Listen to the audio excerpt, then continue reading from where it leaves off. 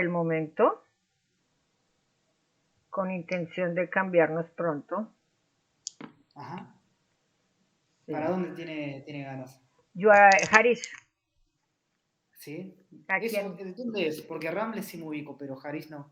Haris es entre Jadera y Netania, Ah, una acá. ciudad Ahí nueva sí. que han llegado muchos solín, Ajá. han llegado demasiados solín allá. Y yo aquí trabajé en la Clita 6 años, ayudando a los solín de Ah, mira. América Latina, en la Bueno, absorción. gracias. Gracias por ayudarnos. Sí, Qué bueno, sí, qué sí. bueno. Me imagino que debe ser un trabajo muy, no sé, que la debe llenar mucho de, Yo, nada, yo le decía, de hacer algo bien, de tratar de devolver un poquito, ¿no? yo les decía, la gente me decía, "Usted juraba que uno ganaba mucho, no, el sueldo no era mucho. Lo que hice, lo hice de corazón, con Claro, amor. Yo no podía salir de la oficina y dejar los problemas de los Solín allá. Yo claro. salía y yo pensaba, oiga, este no tiene para comer, toca buscarle trabajo. Con mi familia varias veces o con amigos vamos a hacer un mercado, vamos a llevarle a fulano que está, o sea, No, yo no podía irme a mi casa a comer tranquila qué pensando que lindo. alguien no lo tenía. Aún yo llevo 3 años de retirada porque un día me levanté y dije, no más, porque desafortunadamente los latinos somos muy envidiosos. Entonces a esta le dio, a mí no me dio, porque Fulano fue al Claro. paseo, porque no hacen el paseo tal día. Sí, Entonces sí, sí, sí, sí, llegó sí. un momento en que yo dije, no más, me levanté, mi jefe no quería que me retirara, no me aceptó la carta. Él hasta el último día me decía, Helma, anulemos la renuncia. Por Yo, favor. no, no, no, no, no, dije, mi esposo, mis hijos me dijeron, lo decidiste, hazlo. Claro, Y de un momento a totalmente. otro pagué un mes de preaviso, me retiré, pero aún mi teléfono funciona 24/7. Señora Gelma, que se murió fulano, Gelma, que si nos ayuda, que Peranito está enfermo, que qué hacemos en este caso, nos puede acompañar, nos puede Sí, sí, colaborar. sí, sí. Entonces ahí estoy con ellos. Es muy demandante. Sí, demandante y lo que te digo, y lo que aprendí, no lo hubiera aprendido en una universidad. Claro, Porque aprendí claro, derechos de los solís, derechos, deberes, o sea, lo que yo aprendí fue una bendición para mí. claro, claro. Entonces, La entiendo perfectamente. sí, Son cosas que nos dan a nosotros los israelíes, Olim Hadashim, bueno, de enfrentarnos con otra realidad. sí. Usted sabe que creo que el micrófono está pegando con algo, Aquí, me parece. ahí, Sí, pero creo que debe estar pegando con, se me hace con el collar, ¿puede con el ser? collar, espérate, me quito el collar. Me parece, porque hace como un ruido Sí, medio raro. Igual estaba bonito el collar.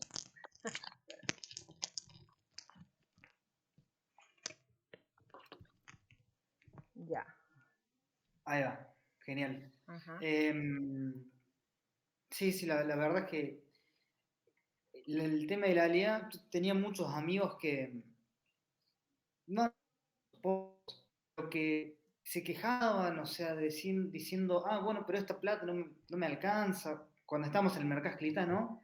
Y yo Sí, decía, pero, a ver, por favor, te pagan un pasaje, te enseñan hebreo, te dan un lugar para vivir, te dan plata, te dan obra social, te dan una cuenta del banco. O sea, que te alcanza, o sea, te alcanza para vivir, te alcanza para comer, así y te es. alcanza para pagar la renta en el mercado. ¿Qué más querés? O sea, que sea un poco más agradecido y bueno, Di gracias, o disfrutar sea, es que ¿qué país lo da? Ningún país le dice a uno, venga, váyase, usted tiene derecho a irse, váyase, le voy a pagar, le voy a dar. Mi hijo menor tiene ahorita 18 años, llegó de 8 años, cumple 19 en julio. Ajá, Ahorita ya está terminando Yudbe y va a entrar al ejército. Y él me dice, mami, yo tengo que ser combatiente porque es que yo a Israel le debo todo. Yo claro, lo tengo que sienta así. defender el país que me dio de todo. Él dice que él no es colombiano, que él es israelí, que Mira nació en vos, Colombia, pero que él es israelí. él vive en Israel desde los 8 Ocho años, años, 9 años. 8 años. Claro, claro, toda la vida, Sí, toda la vida. sí, él lleva más tiempo aquí que en Colombia. Claro, claro, claro. Bueno, gracias. Agradezcale Sí, de mi parte. sí, sí. Sí. Le cuento más o menos, en realidad creo que esta entrevista Ajá. creo que va a ser una charla, Sí, voy a tratar de dar un pequeño un contexto histórico al comenzar del Holocausto, de ujú, los años, un poco para poner un marco y después, bueno, que sea una conversación, que fluya, creo que perfecto. no, no sé, a mí también me encanta, tengo muchas ganas de escucharla, mi mamá y mi abuela también ya están esperando Ay, tan el- lindos. con mucha atención el- esta, bueno, lo que usted nos va a compartir. Sí, Así que, bueno, agradecerlo también por el tiempo. con el Nosotros se mayor nos de los gustos. gracias. Esta serie de entrevistas porque, bueno, en este caso es un tema muy particular, como el holocausto, muy doloroso, pero como hay que recordar, hay que hablarlo y hay que expresarlo. Por lo general tratamos de tocar diferentes áreas bueno, para que Israel, el judaísmo, y el idioma hebreo, y que tenga difusión, no Que, importa el credo, la religión o el país del mundo, y esa es un poquito la idea de esto y que disfrutemos de esta charla. sí, perfecto. Em, Eso. Así que ahora en 2 minutos empezamos. Empezamos. La voy a sacar de. En realidad no tiene que hacer nada. Yo la saco de acá, así. Perfecto, Y después va el momento de hablar. perfecto, La bienvenida y bueno, y comenzamos. Voy a buscar un perfecto. poquito de agua porque siempre se me seca la garganta. También la tengo aquí. Ah, muy bien.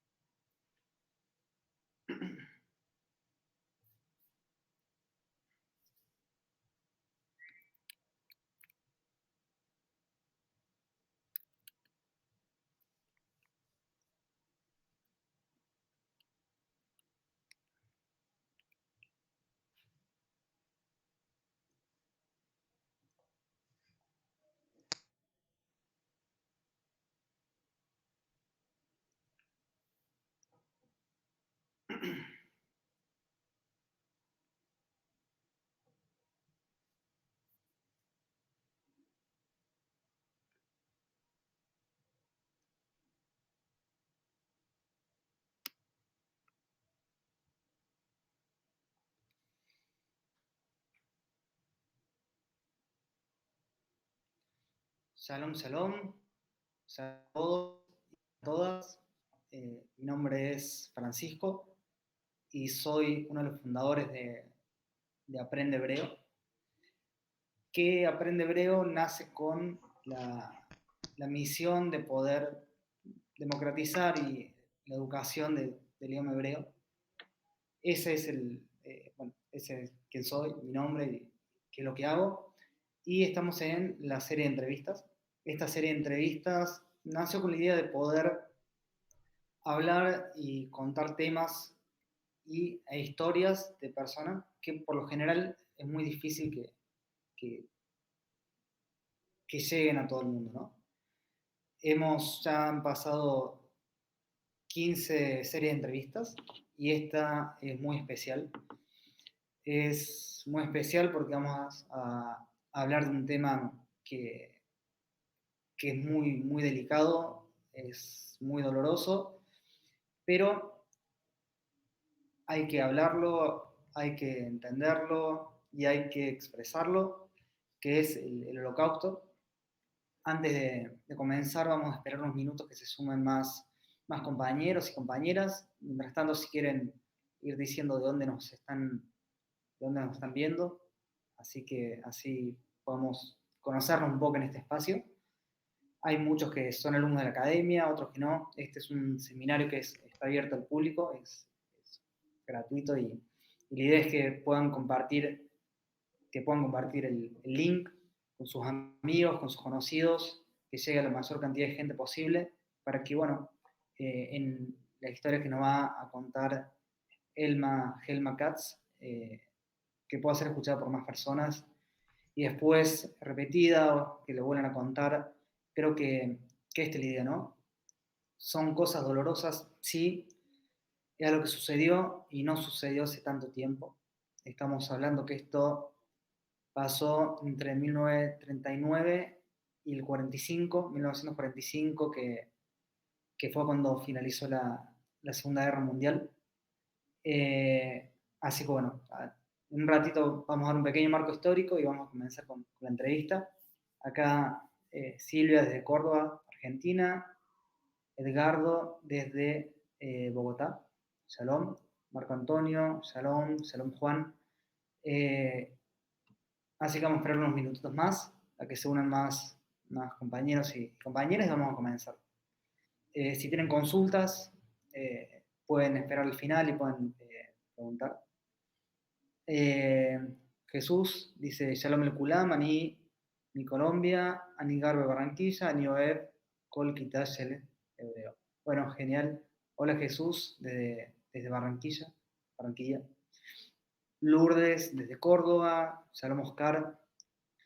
Así que en 2 minutitos comenzamos. Eh, y guárdense todas las consultas que tengan o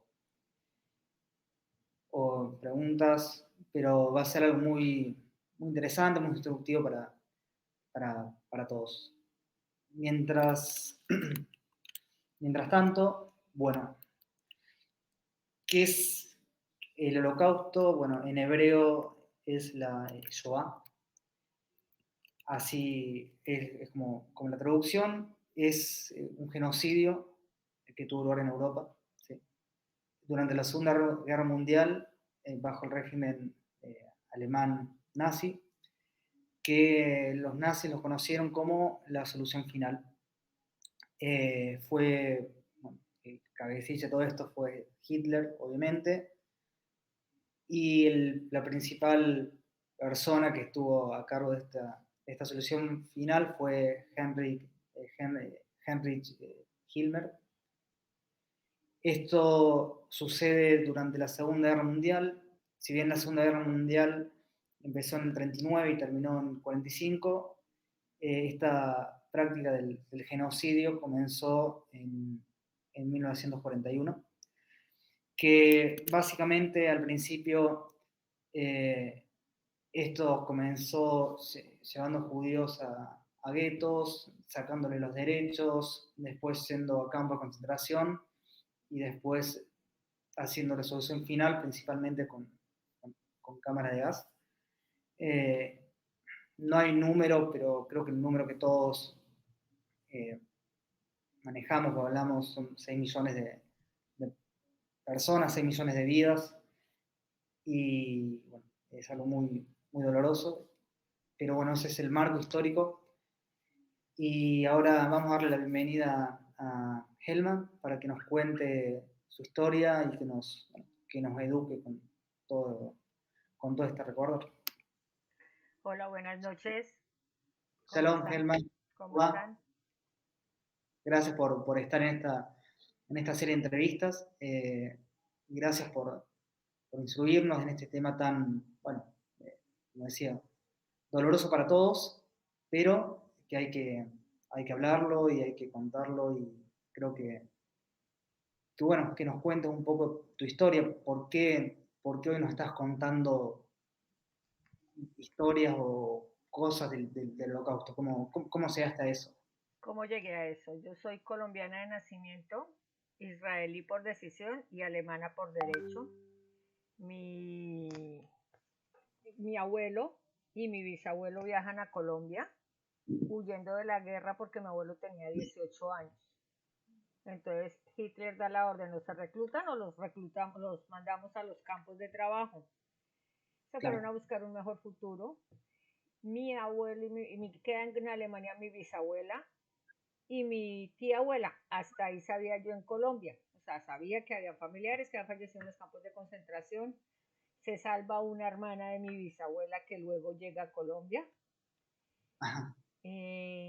Hasta ahí. Llego a Israel y las fiestas, la identidad judía. El judaísmo se vive muy diferente en Israel que en Sudamérica. Sí. Empiezo a investigar. Yo llevo más de 5 o 6 años de investigación sobre el tema y no fueron solamente ellos 3, 4 personas, fueron más de 25 familiares entre cuñados de mi bisabuela, hermanos, Ajá. primos, sobrinos, fueron más de 25 familiares. De ellos 3 menores de edad, una niña que iba a cumplir 11 años, una niña que iba a cumplir 15 años y mi tía abuela que tenía 17 años. Empiezo a investigar, me voy a Yad Vashem. En Yad Vashem hay un archivo completo Los que no de... saben, Yad Vashem es un museo que está en Jerusalén, que es un museo del recuerdo del Holocausto, ¿no? Sí, encuentro datos y encuentro cartas y empiezo con mi investigación más a fondo, empiezo a mandar correos a Alemania, a las entidades que guardan estos correos y empiezo a juntar la historia. Mi abuelo y mi bisabuelo llegan a Colombia y en 1939 Colombia prohíbe el ingreso de judíos a Colombia y ellos llegan a mediados del 38. Entonces ahí quedó la ilusión de él mandar por su esposa y su hija, mi bisabuelo, de mandar por mi bisabuela y por mi tía. Ellas se quedan en Alemania. Yo sabía toda la historia del campo de concentración y aquí en Israel nos encontramos con una prima hermana de mi papá, que el papá de ella logró salvarse, salió en ese momento llamado Palestina, y ellos tienen varias cartas contando cómo era la historia, cómo fueron ellos perdiendo todos sus derechos, Ajá. cómo fueron siendo restringidos de muchas cosas, cómo le imploraban porque salieron los jóvenes, cómo su última vela encendida era que los hijos pudieran traerlos aquí a Israel. Entonces empiezo yo a investigar, las cartas están en el Museo del Gueto en Naharia, la hija del primo hermano de mi abuelo las dona ya para que se las traduzcan, ella no sabe alemán y pues necesitaba que alguien se las tradujera a hebreo. Yo ya las Claro. traduje todas a español. Entonces ellos dijeron, se las traducimos, le damos copias, pero quedan aquí en el gueto, no hay problema.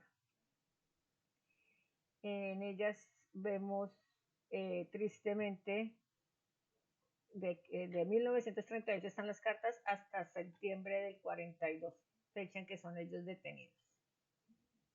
Mira. Mi bisabuela se va a vivir con mi tatarabuela y Marta se llamaba mi bisabuela Marta, Strength de Katz. Y mi tía abuela se llamaba Hannelore Katz Strength. Eh, Ella se dedica a estudiar. Primero mi tía abuela, ella, bueno, voy a prepararme para irme a Colombia, va a estudiar español, aparte de saber alemán y aparte de terminar y de estar haciendo su bachillerato hasta el día que le dicen no vuelva más al colegio. Usted es judía, usted no puede vivir más, volver a estudiar acá. Claro. Entonces ella se ve frustrada la ida de Alemania a Colombia, piensa huir, que la saquen por medio del proyecto que había en Inglaterra del Kinder Transport, que era sacar a los chicos, llevarlos a Inglaterra y allá los adoptaban familias mientras para salvarlos. Tampoco pudo irse para allá y luego se va a un grupo de los que preparaban a los jóvenes para venir a Israel a hacer patria. claro, Los familiares nuestros que los llegaron acá fundaron kibutz aquí. Ella se está preparando allá para eso y la detienen junto a otros 80 jóvenes de la misma edad, entre 15 y 20 años. Ella muere en Auschwitz, en las cámaras de gas. Mi bisabuela vivía con mi tatarabuela. A mi tatarabuela la cogen primero, se la llevan para Treblinka, que fue el campo de concentración que Hitler mostró como teatro a la Cruz Roja, que allá los tenía claro, viviendo muy bien, que lo que hizo fue aislarlo, pero que allá hubo, inclusive fueron de la Cruz Roja cuando la gente empezó a quejarse, cuando se sabía algo poquito de que los claro. estaban maltratando, no les dejó ir allá a hacer una película. Hay dos canciones de Treblinka porque era un campo de descanso para los judíos, así lo pintó él. Mi tatarabuela fallece de una enfermedad intestinal. Mi bisabuela es sacada y llevada a Auschwitz y llegó en el año 42, año en que tren que desocupaban, tren que entraba directamente a las cámaras de gas y fallece allá. A la familia tenían todos, eran independientes, emprendedores, tenían negocios, vendían alfombras, cada uno tenía su empresa, el otro tenía un negocio. Ellos a través de las cartas van narrando cómo cerramos el negocio, nos Claro. quitaron la casa, Acá van pasando van, cosas. van contando, ya no podemos asistir al teatro, nos cerraron la sinagoga, nos toca rezar en casa. A lo último los llevan a todos a un ancianato que había en Gießen, Alemania, y pasan de vivir cada uno en su casa con 2 pisos, con todas sus comodidades, a vivir con su familia en una alcoba. Y de ahí fueron sacados para Auschwitz, Treblinka, Bergen-Belsen. Son 4 campos de concentración donde estuvo Ana Frank, que no recuerdo ahorita el nombre, que también ese era el único campo que no tenía para dormir porque allá no los ponían a trabajar, allá llegaban y los mataban de una vez, los desaparecían de una vez. Eh, en la noche de los cristales rotos, el hermano de mi bisabuela y un cuñado de ella fueron detenidos, obligados a trabajar 2 meses en fábricas y pues ya marcados. ¿Nos, nos querés contar qué fue la noche de de los La cristales noche de los rotos? cristales rotos, matan a una persona de la política de Alemania, del grupo nazi, Sí. y entonces ven la oportunidad, dicen que fue un montaje para poder hacer la noche de los cristales rotos, ven la oportunidad para empezar a destruir sinagogas, quemar rollos de Torah, romper Dios, vidrios, marcar tiendas, romper las tiendas, quemar casas, golpear a los judíos, judío que cogían en la calle, judío que era golpeado y maltratado, eh, acabar con todo lo que les recordara el judío, que eran judíos, o sea, que eran los mismos que hasta el día anterior le decían hola, ¿cómo estás? Que entraban a sus claro. negocios, que iban a comprar la carne, el pan en las tiendas judías, ellos mismos fueron los que los rompieron y les quemaron sus cosas y sus casas. Ese día se puede decir que empezó la perdición del pueblo judío, o sea, el acabose del pueblo judío. En Alemania En fue algo Alemania también. fue eso, prohibieron leer, entonces quemaron muchos libros y por eso hay un dicho que dice que donde queman libros pronto quemarán personas, entonces les prohibieron la lectura, las lecturas que estuvieran en contra del partido nazi. La ceremonia que nosotros hicimos este año hablábamos de la propaganda nazi, como los que se unieron a Hitler, porque Hitler era un pintor resentido, era una persona resentida de la humanidad. Cabe aclarar, muy buen líder, porque como líder increíble todo lo que hizo. Un matón, lo peor para nosotros los judíos, o sea, no podemos ni nombrarlo, yo a veces ni lo nombro, pero un líder neto. Pero eran personas resentidas.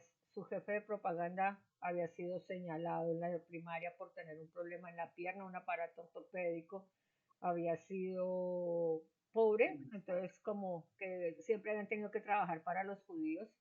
Alemania pierde la primera guerra y de eso se pegan, que perdieron la primera guerra por los judíos, que porque ellos no habían luchado como alemanes de verdad. Y también Y una, una de las cuestiones que alegaban era que como que los judíos de Alemania hubo una hiperinflación en Alemania en esa época, y que, bueno, la fama de que los judíos eran los banqueros y los que manejaban la plata y la inflación, y por qué si esos son alemanes judíos, por qué esos pueden estar mejor que nosotros, los alemanes de verdad, digamos, que están pasando hambre y demás. Entonces creo que eso, eh, después de la Primera Guerra Mundial, Alemania queda prohibida tener y desarrollar armas de guerra y ujú, participar en guerra. Entonces eso creo que hace que el pueblo alemán, me parece, se sienta, esto es una opinión personal, ¿no? Como resentido y posguerra, con hambre, hiperinflación, y creo que fue el momento justo bueno, para una persona con un, como dijiste, un gran líder, con malas ideas, de poder agarrar el pueblo alemán y decir, bueno, vamos a buscar un chivo expiatorio y vamos a tratar de, ya que estamos en una situación extremadamente mala, de hacer eh, un movimiento nacionalista. Entonces, y hacen creo el que movimiento es nacionalista y su meta es conquistar el mundo. No era solo Alemania, ellos querían no, conquistar el mundo. Desafortunadamente, la familia nuestra y los judíos alemanes pensaron que por ser alemanes con ellos no era. claro, A claro, nosotros, como mi vecino me va a atacar si luchamos en la guerra? No, si claro, hemos crecido juntos, los niños hasta ayer comían en su casa o en la mía. Entonces ellos no prevén que a ellos también les va a pasar.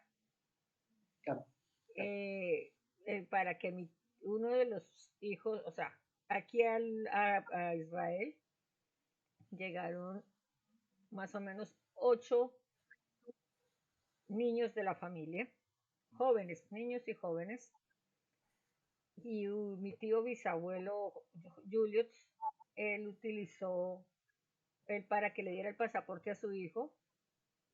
El que firmaba los pasaportes era su vecino, había sido su compañero en la guerra y él le había salvado la vida en la Primera Guerra Mundial. Entonces el tipo no, porque le voy a dar el visado si ustedes son judíos, tienen que esperar el turno. No, Y mi tío se le arrima y le dice, acuérdate que me debes la vida. Pasito, que no eran los que estaban al pie.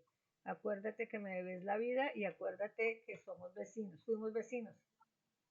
Gracias a eso, el chico pudo llegar acá, a Israel. no, ¿Cómo salieron ellos de Alemania?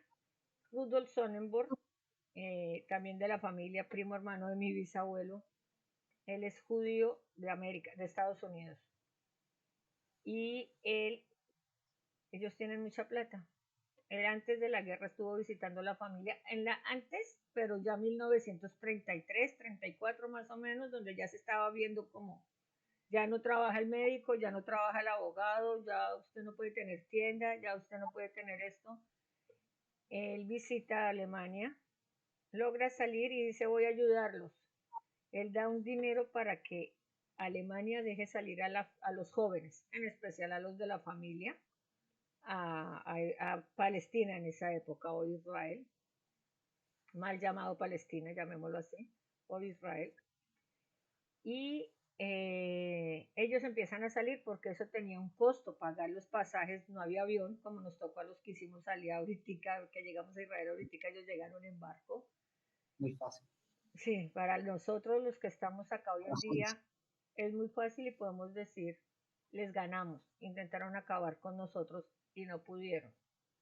Aquí está el pueblo. Nosotros cada año agradecemos a los descendientes el estar acá y los recordamos. Entonces, Rudolf Sonnenborg da una plata y ellos van saliendo.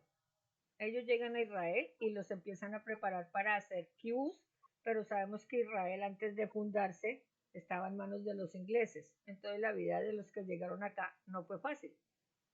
Podemos contar que es un kibutz, Un ¿no? kibbutz es como una cooperativa llamada en América donde se organiza un grupo de personas y empiezan a trabajar. los niños los cuidan, todos los niños los cuidan en el jardín, todos trabajan para el kibutz, nadie, o sea, para ellos toda la plata y todo lo que entra al kibutz es repartido entre todos los miembros.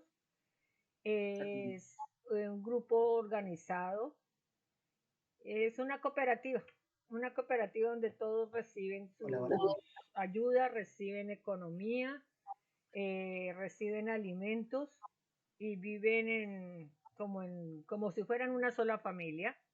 En la época de los ingleses salió una orden de que si el pueblo no estaba amurallado o el kibutz no estaba amurallado antes de ellos dejar Israel, podían invadirlo, podían cogerlo. ¿Qué hacían? Daban la orden hoy, mañana a las 6 de la mañana el que el pueblo o kibutz o zona que no esté amurallada, que no esté encerrada y no tenga un faro, no la podemos invadir. Amanecían trabajando y Claro. encerraban su lugar. Cerraban su sitio como lo pedían, entonces no podían acabarlo. Muchos de los niños de la familia que llegaron acá también lucharon en la guerra de la De la independencia. independencia. No les fue fácil, pero estaban vivos. Es triste y es algo que me duele a mí cuando las estaba traduciendo las cartas, ver cómo los padres le imploran a sus hijos, haz algo por nosotros, intenta sacarnos, nuestra única esperanza eres tú. Claro. Además de que con qué trauma psicológico quedaron ellos. Las cartas que encontró mi prima, el papá las tenía guardadas en un cajón. Y ese cajón no lo toca nadie. Ellos no supieron nunca nada. Hasta el día que murió el papá y la mamá les dijo, acuérdense de las cartas. Fue Claro. cuando ellos se enteraron qué había pasado, cómo había pasado y por qué su papá nunca quiso hablar. Mi abuelo en Colombia nunca nos habló del tema, nunca. Él veía, nos poníamos a ver una película, el niño la pijama de rayas, la lista de Children, y literalmente a mi abuelo, aquí como cuando uno nace que tiene la mollejita, ahí le temblaba a mi abuelo y tocaba apagar la película. Él no podía verla, pero nunca nos habló del tema. Nunca, para ellos era Tabú. como un tabú, como un tabú. Por eso es que cuando llegamos las terceras generaciones, segundas, terceras generaciones, empezamos a averiguar qué pasó, cómo pasó, a recuperar fotos. La tía que se salvó, la hermana de mi bisabuela, ella estaba en Francia. El esposo de ella se murió en el campo de concentración y ella se escapa del campo, de donde los tenían a todos reunidos para mandarlos a los campos de concentración. Con una niña que se llamaba Helma, por eso mi nombre. Se escapa Ah, mira. ella y viven toda la guerra en las cañerías en Francia, en Lyon, en Francia, dentro de una cañería para que no las cogieran. Qué locura. Años. Años, 3, 4 años, Frío, calor, ellos, peste. ellas se esconden ahí. Ella, cuando termina la guerra, mi bisabuelo empieza a preguntar qué pasó con mi familia, quién quedó. Hay un periódico en Alemania que sacaban con nombres. Entonces él escribió desde Colombia, yo soy fulano de tal, si hay algún familiar de estos apellidos, estoy en Colombia y puedo ayudarlos.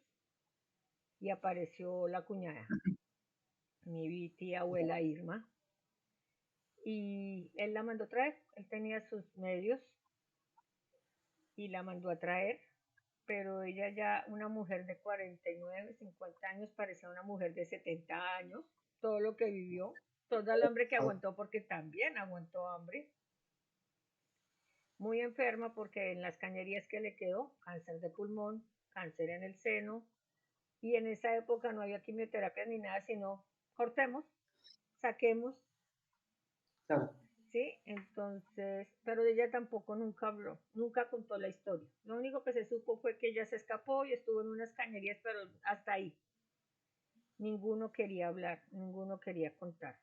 Uno quería recordar y volver a pasar tanto sufrimiento, claro, tiene sentido, ¿no? Sí, sí, sí. Creo que últimamente ha cambiado y ahora los sobrevivientes están los que quedan, ¿no? Hablando mucho y bueno, ya cada vez quedan menos por una cuestión lógica, de años.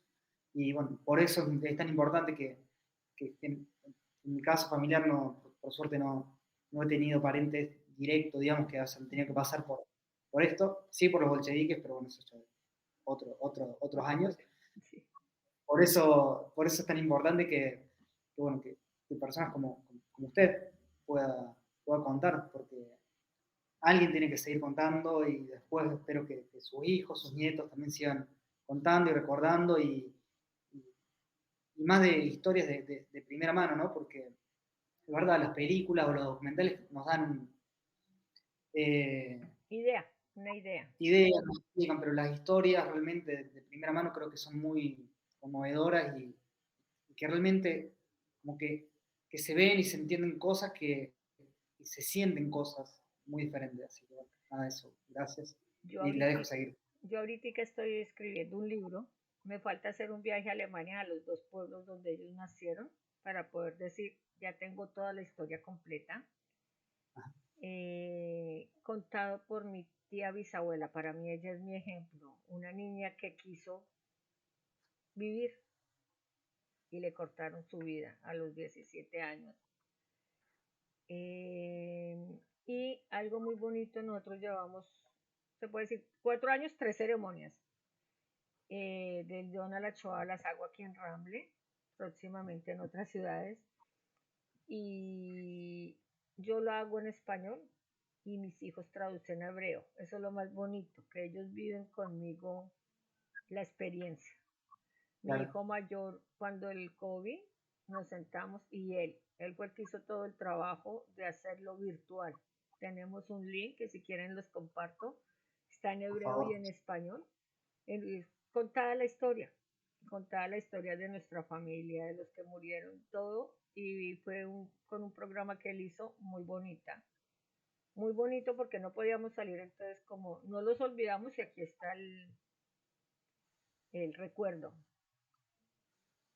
Y yo me leo todos los libros que hay sobre el tema, todos los libros que van saliendo, que hay sobre la historia, porque es que no es mentiras, todos ellos son contados por sobrevivientes o por nietos de sobrevivientes, son muy pocos los que pueden decir le metieron algo de novela, porque cada uno vivió su historia como le tocó, o sea, como cuentan su historia, el que tuvo suerte, como el tatuador de Auschwitz, mi familia que no tuvo suerte, que está entre los que llegaron, les pusieron el número y bien pueda sigan para el ladito izquierdo, para las cámaras.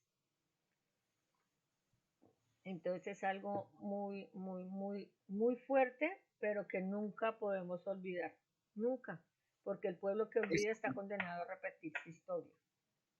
Esa es su recomendación, digamos, Sí, ¿no? No olvidar y nunca olvidar, recordar nunca olvidar. siempre.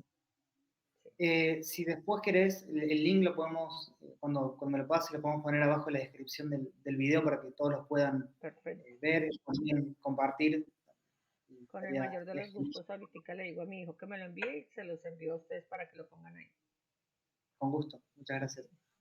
¿Y, y qué siente usted, digamos, siendo descendiente de sobrevivientes, bueno, de poder vivir en Israel con una persona libre? Bueno, los que vivimos en Israel tenemos la suerte de poder ver una sociedad pujante, con todas sus cosas increíbles, con todos sus problemas, pero es un país que es nuestro y bueno, me contaba que uno de sus hijos va a ir ahora al Tzabá, al ejército, a Y el otro defender ya lo prestó, el otro ya prestó el servicio el militar. otro servicio.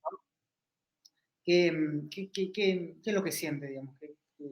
Me siento feliz de poder demostrarle a los que nos odian que aquí estamos, que somos un país bebé. Israel cumplió 74 años y es una Es muy joven. potencia, es una Sí. potencia.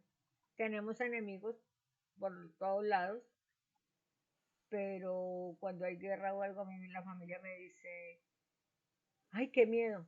Yo no siento miedo, yo estoy en mi país y mi país me cuida. Israel está Claro. preparado. No estamos preparados para los últimos atentados, porque han muerto más personas en los atentados que en una guerra. Pero para una guerra Israel no está preparado para cuidarnos. Amo Israel, le agradezco lo que soy, lo que son mis hijos y donde estoy. Mi hijo menor llegó de 8 años, o sea, es más israelí que colombiano. Colombiano. Mi hijo mayor llegó hace poco, pero habla el hebreo mejor que yo.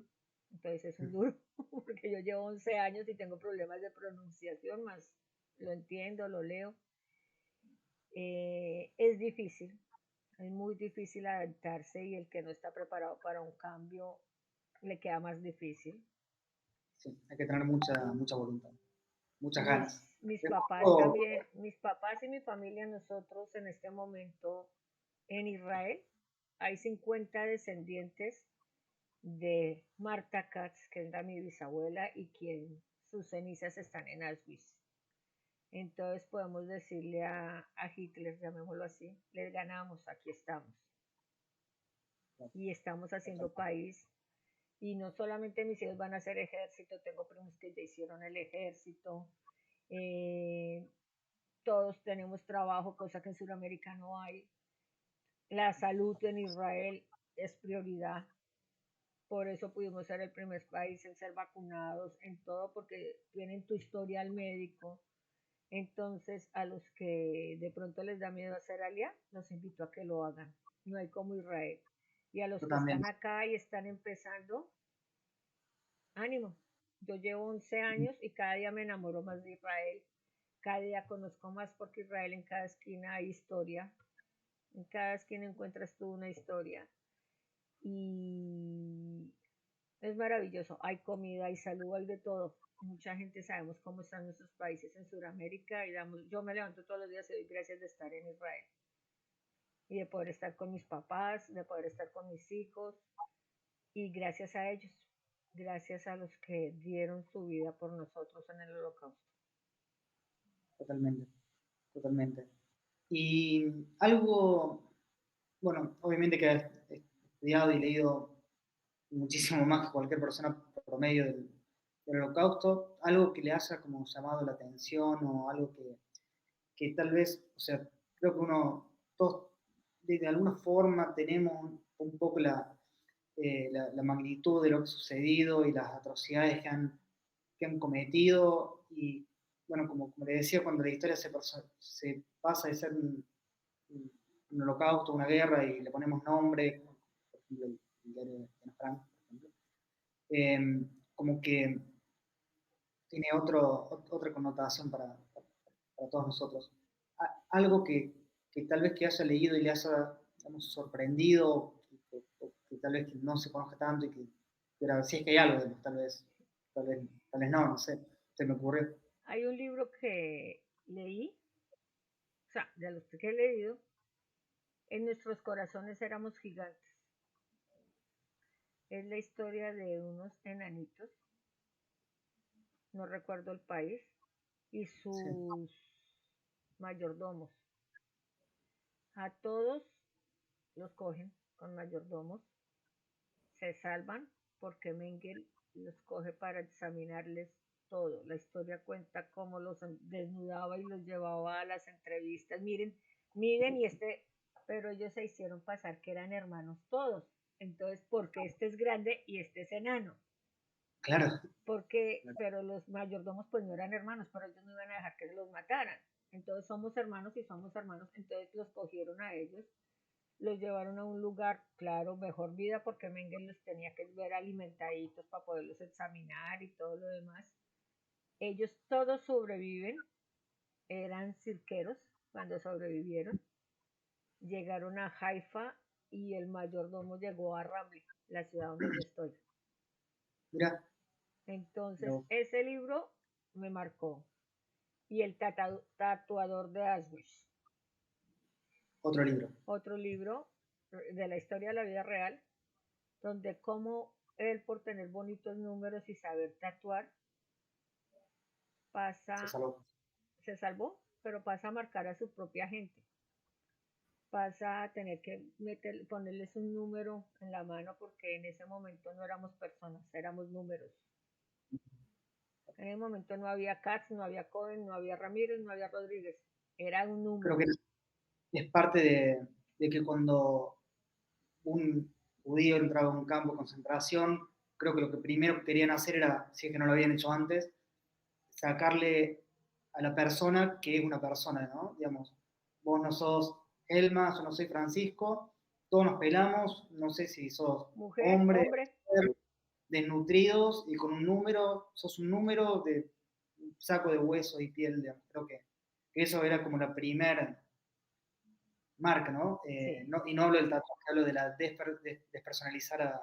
Víctor Frank dice, nos cortaron la humanidad,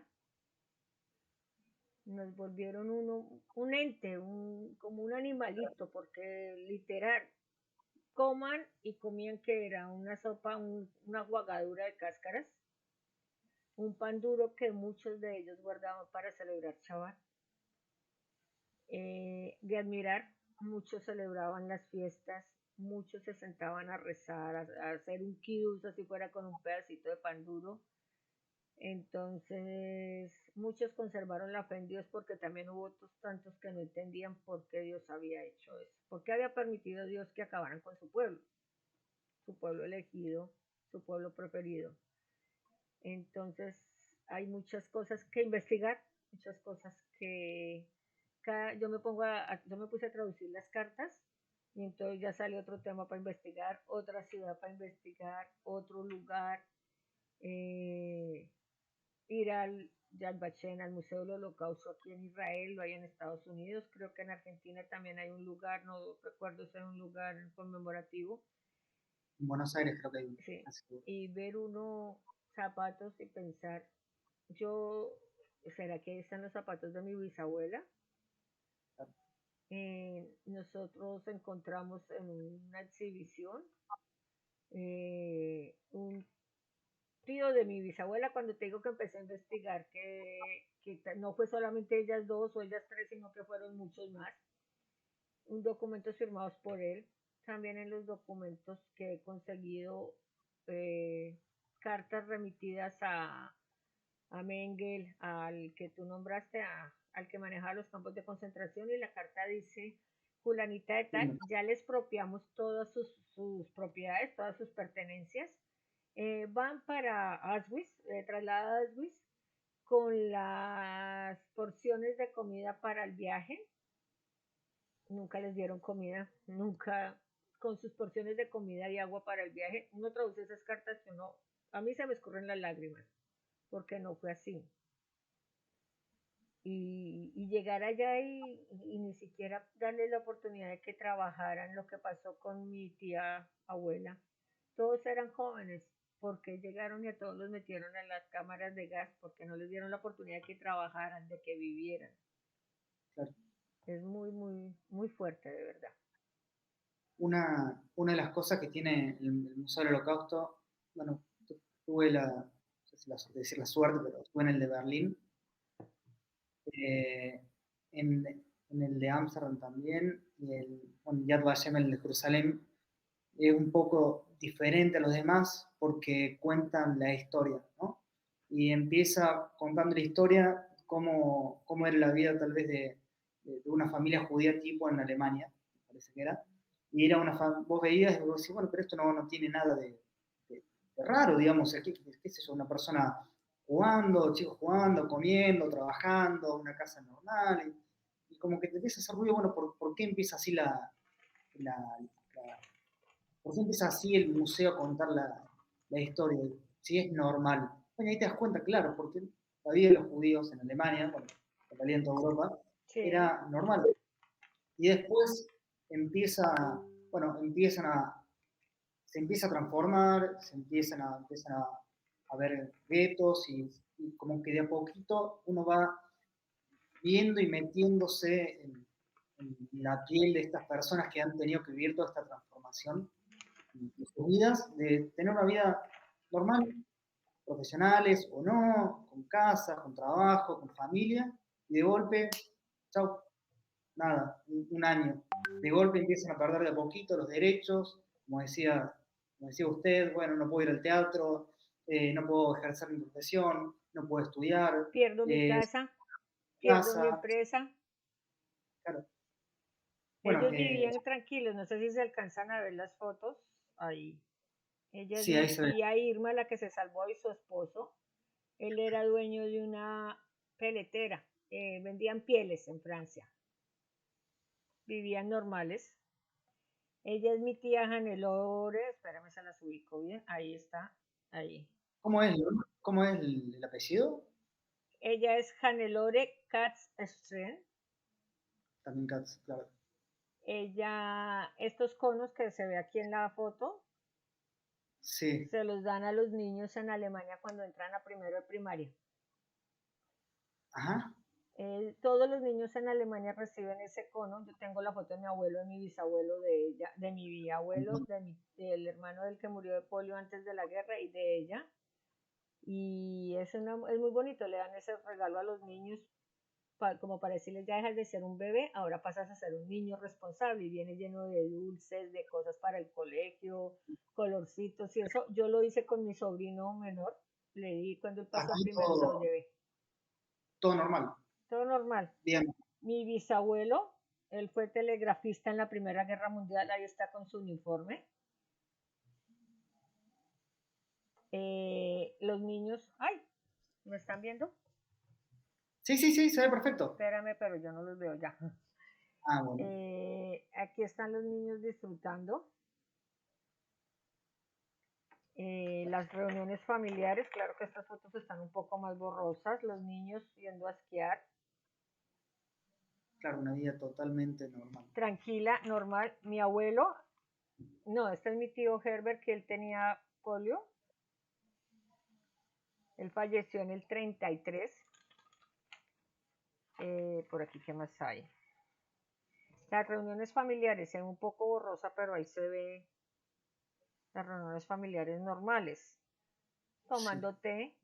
Era muy, era muy, muy importante la familia, o ha sido siempre muy importante la familia, y ellos vivían una vida normal. Tenemos fotos celebrando matrimonios, bar cumpleaños, y como uno dice, alemanes, ¿ah? es muy importante, ¿no?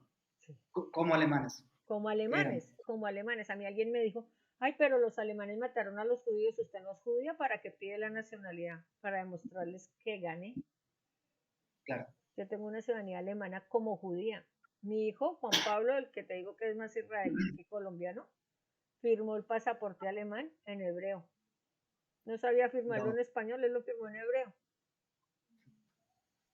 Entonces, es como decirles, mire, somos judíos, somos israelíes y tenemos también su nacionalidad.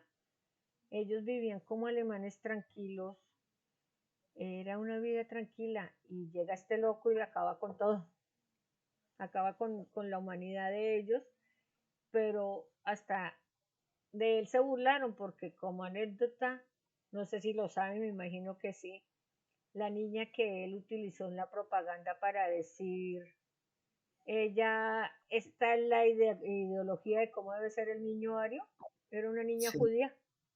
Ah, mira, no, Ella no murió en sabía. Estados Unidos.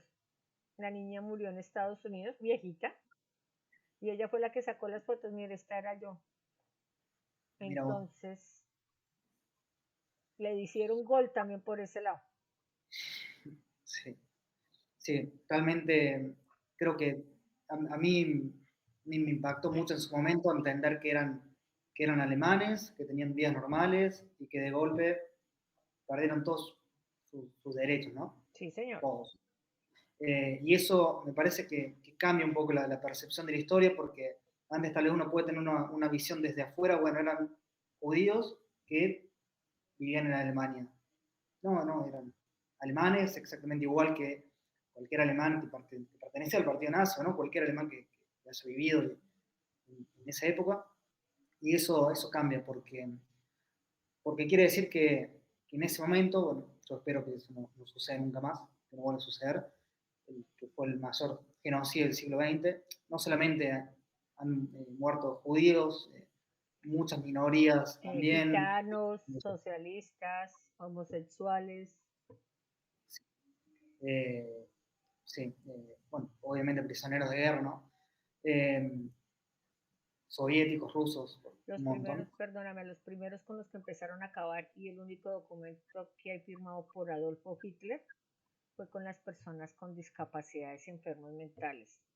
Tan es Ah, mira, así que en los libros de matemáticas les enseñaban a los niños mantener un enfermo vale mil claro, quinientos marcos. tiene un Comprar costo. una casa te vale 30.000 marcos. O sea, como para qué vamos a gastar plata en los enfermos Claro, te si compramos una casa. podemos comprar, dar hipoteca a los que están bien. Los mataban y les decían a los papás, no, murió, los empujaban por las ventanas, a los que estaban mal de la cabeza, los maltrataban, los mataban, no, se murió. Y fue el único documento que firmó Adolfo Hitler, que está con puño y letra de él, porque a todos los demás les dio miedo, porque están acabando con alemanes, alemanes de los mismos que después fueron soldados de Hitler, hermanos de ellos, familiares de ellos, y él dio la orden de acabarlos. Parte del plan de hacer una raza aria, ¿no? Ujú. Y, y bueno, creo que siempre todos tenemos que escuchar estas historias y tratar de quedarnos con algo, tal vez, no sé, un nombre, una situación, un recuerdo, Sí, que podamos contarlo y en cenas, con amigos, porque es algo que no puede volver a suceder. sí, Ningún holocausto, ¿no? No solo el judío, está esta postura del holocausto, eh, el genocidio armenio, perdón, y, y hay muchas minorías en la actualidad que están sufriendo por una persecuciones. desigualdad muy grande y persecuciones y algo que no, que, que como judíos israelíes que hemos tenido familiares directos o indirectamente que han tenido que pasar por eso, creo que nuestro granito de arena es hacer que no suceda nunca más, de la forma que sea, contándolo, eh, recordándolo, por ejemplo, en Yom HaZikaron o Yom HaShoah, que Sí, son 2 días del recuerdo muy fuerte. Y bueno, de verdad que fue más que un placer esta charla. No fue una entrevista, fue una charla entre, bueno, creo que dos amigos, digamos, ahora creo que sí, somos amigos. Y hay comentarios muy lindos. Por ejemplo, acá de Jorge. eh, bueno, qué importante es saber y conocer cada detalle de la historia, ¿verdad? Esto calculo que debe ser una familiar, un familiar de usted. sí, Eh, mi de tío. verdad, bueno, todos agradecemos la investigación que hizo, es muy importante. Sí, Acá se ve que Leslie Reyes leyó el libro, Nuestros corazones éramos gigantes, parece. sí, A ver qué más. Un segundo. Acá, por ejemplo, Elida, señora Elma, soy argentina y amo Israel y lo vendió de Jujuy. Bueno, a ver qué más. Bueno, muchos agradecimientos eh, bueno, por la investigación que ha hecho, por tomarse este espacio, este momento de poder contarnos y transmitir toda su historia, que algo personal, pero que entiendo que está en la postura de querer contarlo eh, y que todo el mundo lo contarlo recuerde. y transmitirlo y que todo el mundo lo cuente. Gracias por tener esa postura. No, no creo que sea fácil investigar y ponerse en el papel de familiares y revivirlo, pero bueno, alguien tiene que hacerlo y me alegro que lo haga, Sí, de verdad. sí, sí, traducir porque las cartas me las dieron a mí en hebreo. Estuvimos visitando el gueto y me las mandaron todas en español, el museo en alemán. Y traducir y vivir lo último que les quiero contar. Mi tía abuela Janelore tenía 15 años cuando falleció mi tatarabuelo, él falleció de un infarto. Y los demás no podían acercarse porque eran los hombres de la casa a las oficinas estatales. y que una niña de 15 años sea la que firma el acta de defunción de su abuelo, Claro, algo es pasa. muy fuerte. Yo tengo esa acta de defunción cuando yo vi que fui ella la que lo firmó, no me cabía en la cabeza. Si uno a los 15 años no entiende por qué se murió mi abuelo o qué está pasando, ella tener que ir a firmar el acta de defunción de su abuelo. Eso, y mi tatarabuela en las mismas cartas dice, después de que fallece su esposo, no sé qué va a ser de nosotros, seremos esparcidos por el mundo, seremos desaparecidos del mundo. Y al poco tiempo ella es capturada para un campo de concentración, entonces uno junta su captura, su comentario y uno como descendiente es muy fuerte, muy, muy fuerte, pero toca hacerlo. Claro, totalmente. Esa creo que es la postura que hay que tomar con la vida, ¿no? Bueno, Sí, es doloroso, sí, pasó, sí, es una realidad, es un hecho. Y lamentablemente los sobrevivientes son cada vez mayores y cada vez hay menos. sí, Y es tiempo que de las segundas o terceras generaciones de mantener el recuerdo vivo, sí, así es. que no vuelva a suceder, porque realmente, bueno, nunca se sabe. Para mí, si me preguntas si esto puede volver a suceder, te diría imposible, una locura, o sea, imposible. Calculo que en su época habrán pensado lo mismo, ¿no? Imposible si, o sea, estudiamos toda la vida juntos, mi mejor amigo, o defendí a Alemania en la Primera Guerra, como, o sea, soy alemán. Conmigo no es, ese Conmigo no no es es, tal vez conmigo. le pasa a otro, a algún, tal vez siempre, también uno tiene eso, ¿no? Bueno, sí, el otro, a mí no me va a pasar, le va a pasar a otra persona. Y bueno, hay que estar siempre alerta y atento de todo lo que puede ser Y suceder. yo creo que por eso los israelíes, cuando yo fui a hacer alía a la Shelia, me Sería, dijo, Helma, los israelíes son muy fríos, pero tienen un corazón hermoso. Tú no lo ves es verdad. riéndote a todo momento a tu vecino o al de la sinagoga que comparte contigo una silla, pero el día que tú necesitas, ahí está. El día que hay una guerra, no importa si yo soy ortodoxa, mazortí, no importa de qué parte de la religión es, todo el pueblo se une. Sí.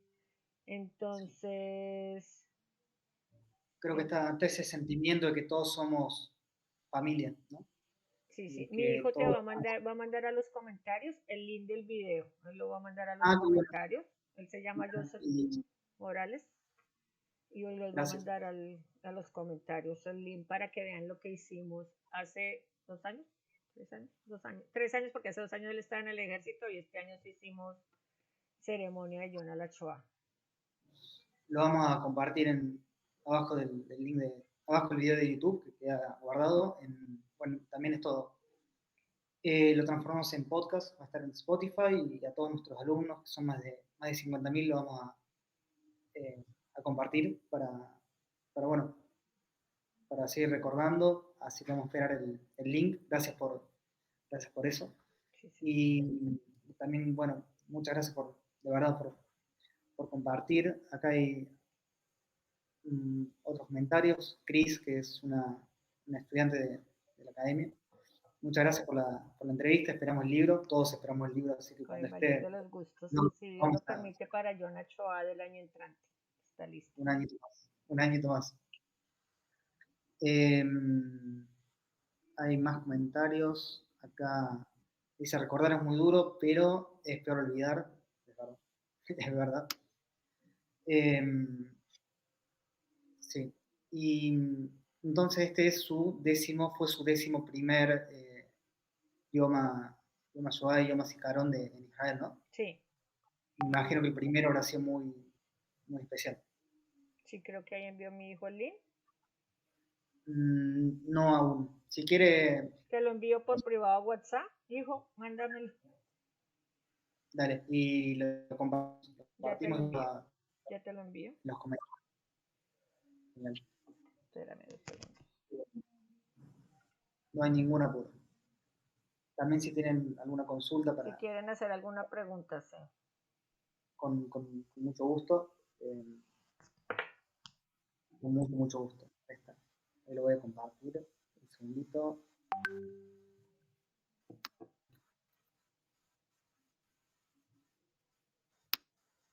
Ahí están los comentarios.